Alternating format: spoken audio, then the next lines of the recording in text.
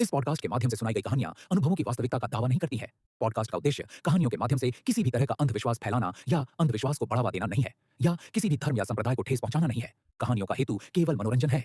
अगर आप भी डरावनी कहानियां सुनना पसंद करते हैं तो सब्सक्राइब जरूर करें, क्योंकि आज जो मैं बताने जा रहा हूं वो किसी कहानी से नहीं, हकीकत से कम नहीं। मेरा नाम विवेक है। ये बात लगभग 5 साल पुरानी है।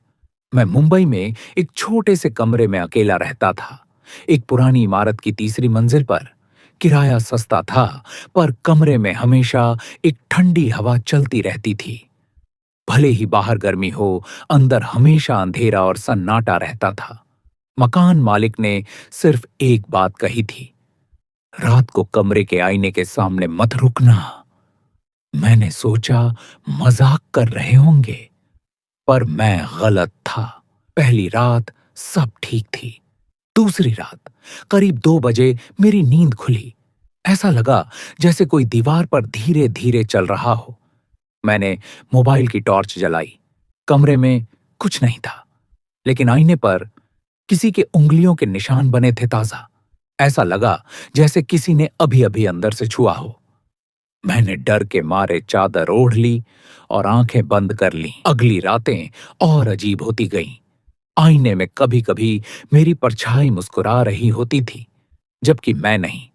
कभी कभी वो हिलती भी नहीं थी, बस टेढ़ी नजर से मुझे देखती रहती थी।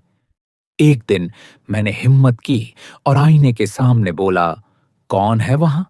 तभी पीछे से किसी ने धीरे से कहा, मैं यहीं रहती हूं। मैं मुड़ा। कोई नहीं था। आईने में मेरे ठीक पीछे एक औरत खड़ी थी। सफेद साड़ी, बिखरे बाल और चेहरा जो दिख नहीं रहा था। उसके होंठ हिल रहे थे, पर आवाज नहीं आ रही थी। मैं डर के मारे कमरे से भागा और नीचे चला गया। मकान मालिक को सब बताया। वो बस बोला, मैंने कहा था ना, आईने के सामने मत रुकना। फिर उसने धीरे से कहा, वो मेरी बीवी थी, इसी कमरे में फांसी लगाई थी, और तभी से कोई भी उस आईने में उसे देख लेता है। मैंने उसी रात वो कमरा छोड़ दिया, पर कहानी यहीं खत्म नहीं हुई। 2 महीने बाद जब मैं नया मकान देखने गया तो एजेंट ने पूछा, आपका नाम विवेक है ना? मैंने हाँ कहा।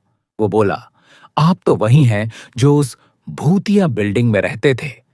आपकी फोटो आज भी उसी कमरे के आईने में दिखती है। दोस्तों, ये कहानी सुनने के बाद अगर कमरे में आईना है तो आज रात उसमें मत देखना, क्योंकि हो सकता है कोई और भी तुम्हारे साथ खड़ा हो।